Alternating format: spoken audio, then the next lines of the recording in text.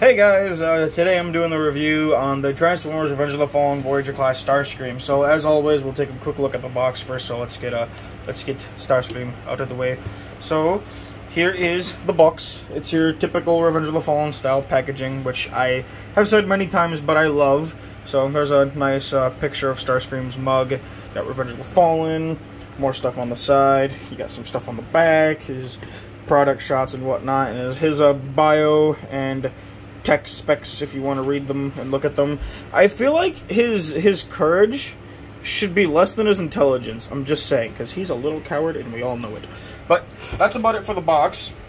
So here is STARSCREAM in his jet mode, and he's the tatted up F-22 Raptor that we know him for from the second movie. Looks pretty good. It's a very nice solid jet mode. So it looks really, really good, except for the fact that you have the hand sticking out the back, but I don't care about the hand sticking out the back. I really don't. It's a STARSCREAM figure, it's going to have kibble, it's not going to be perfect, so this doesn't bother me at all. I do not care, because some people are, oh, he's got the kibble at the back, and blah, blah. I don't give a single frick. And this kibble management is pretty good for a Voyager STARSCREAM, just saying. But as far as the jet mode goes, like I said, looks really good. Of course, you got all of his nice tattoos and whatnot. And for a comparison, I have him. Here's the movie 1 STARSCREAM that I didn't transform because reasons. But here's movie 1 STARSCREAM. Yep. I think that's about it for the jet mode, though. As far as accessories, the only thing he comes with is 2 missiles, which, I mean, it's your standard, typical kind of Transformer missile, and it just plugs in underneath here. You just plug him in, like so. And I guess you can make it look like he's shooting off, I guess. I don't know. But, you know, he's got missile launchers underneath, which I'll get more into in robot mode. And speaking of robot mode, let's get into robot mode. I am going to say, though, the transformation on him is very unique in my opinion, and I actually absolutely love the way he transforms. So, first thing you want to do is kind of fold up these, the landing gear, get all that folded up. Then you want to come up top and untab these wing sections, and you can bring these panels, bring them up. And then you just kind of want to angle these sections down and then grab all of this, and it will all come loose, and you can bring it down like so. And I'm gonna raise the camera a little bit. There we go. So from there, you can come back here and split the arms, and then as you can see, there's a tab here that hooks underneath this section, this side. So you want to take it, unhook it, and this is the part that I love about the transformation. Is, oh, you also want to flip up the nose cone, is the fact that he literally just kind of like folds in half. I don't know why, but the way that this just all transforms, absolutely, I don't know. It just makes me happy. I don't know how else to say that. I just think it's really cool. So from here, you want to bring the legs and bring them down. You can take these panels right here. Actually, you want to take these sections and flip it up, and then you can kind of get that out the way. So that's just the easiest way to do that. And then take his chest section and fold it up. Do that on both sides. Then there is 2 posts, or not posts, but ports right here, and there is a peg on either side. So what you want to do is get this all lined up. So this section will tab in there, this section will tab in there, and then down here at his butt, it will hook over. So, oops, come on. So you should get something that looks like that, and you can see how everything is tabbed in on the back. So come to the front, kind of get these oriented some way. I guess the next thing you want to do is you can just bring his arms down for now. You want to come to the back and collapse this down. You want to then bend this section, bend it kind of back halfway, bring it up, bend this section down, and then you can bring it the rest of the way down. And that kind of, sort of, somewhat, like, recreates a thruster, I guess you could call it, if you wanted to. So, again, you just kind of want to bring all of this around and angle it as such, like so. Then, you want to come down here to the legs. You want to extend them, rotate them down here, flip this panel out, and flip this foot out. Same thing on this side. Bring that down, rotate, kind of bring his foot down, and then you can give him the chicken legs as you wish, which unfortunately on mine are kind of loose. His knee sections are kind of a little loose, unfortunately, but I'll explain how I fix that in a second. Then you want to take his arm, extend it, rotate it, bend it at the elbow, extend the arm, bend it at the elbow. And as far as STARSCREAM goes, I believe that is about it for the transformation, I think, unless I'm missing something, which I might be. But there is Revenge of the Fallen STARSCREAM in his robot mode.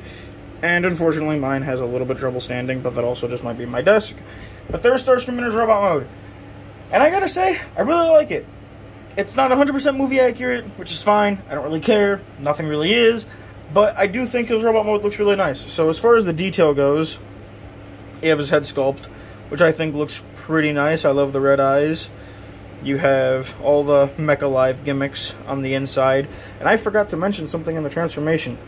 I forgot something, which I always forget when I transform this guy. But there's these panels in here you want to kind of pop out, which it's going to be hard to do. But you kind of want to bring it out like that, and I forgot to do that when I was transforming him. So, there you go. There you go. I did it. I fixed it. So, people, please don't yell at me. But, like I said, as far as detail goes, looks really nice. Of course, you have all the Mecha Live gimmick inside here. So, that's pretty nice. Don't know how it works, but yeah, it's fine. But again, lovely detail in there, and of course, got the legs, which look nice. It looks like his chicken legs. Oops. As far as back kibble goes, it's pretty clean in my opinion. He just got his wings back there and a little bit of kibble. Looks fine. Doesn't bother me at all. I think it looks good for what it is. As far as articulation goes, the head can do a full 360. The arms can go in and out, can do a full 360. He's got elbow joint. He's got an elbow swivel. His hands can move up and down, and that's about it. Nothing at the waist, because he doesn't really have a waist. The legs can go forward, and go back, and go out. You got, you know, the knees and whatnot can bend, so got about that much in knee bend, I suppose. And the feet just go up and down, and you have a thigh swivel, and you have a swivel down here.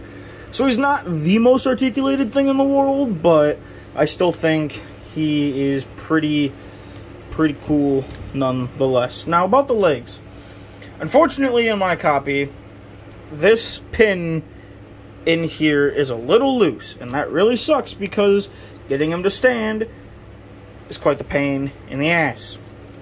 Now the way that I just kind of remedy that is I just take his leg and I just collapse it back in when I'm displaying him on the shelf, because it's not like the most, you know,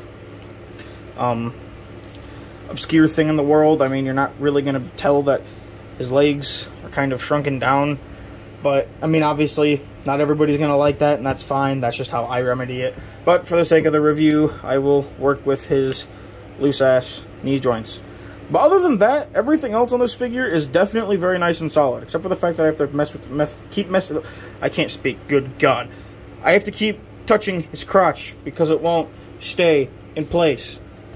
So, there's STARSCREAM. And again, for comparison, here we have the movie 1 Voyager STARSCREAM. And movie 1 is a little taller, a lot bulkier, but clearly this one, in my opinion, beats this one in every way.